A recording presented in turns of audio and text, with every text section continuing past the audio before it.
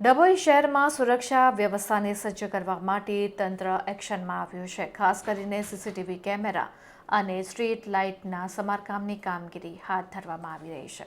શહેરના વિવિધ 4 રસ્તા અને મુખ્ય વિસ્તારોમાં લાગેલા સીસીટીવી કેમેરા તેમજ સ્ટ્રીટ લાઇટની ચકાસણી અને રિપેરિંગની કામગીરી હાલ યુદ્ધના ધોરણે શરૂ કરી દેવામાં આવી છે. તંત્ર દ્વારા શહેરના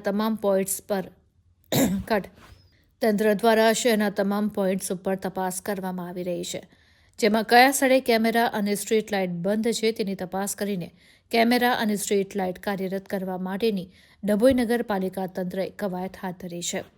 આ કવાયતને લઈને સ્થાનિક નગરજનોમાં આનંદની લાગણી વ્યાપી છે. શહેરની સુરક્ષા અને નાગરિકોની સલામતી માટે તમામ સર્વેલન્સ સિસ્ટમ અપડેટ કરવામાં આવી રહી છે, જેથી કોઈ પણ અઘટિત ઘટના સમયે વહીવટીતંત્ર અને પોલીસ સજ્જ રહી શકે.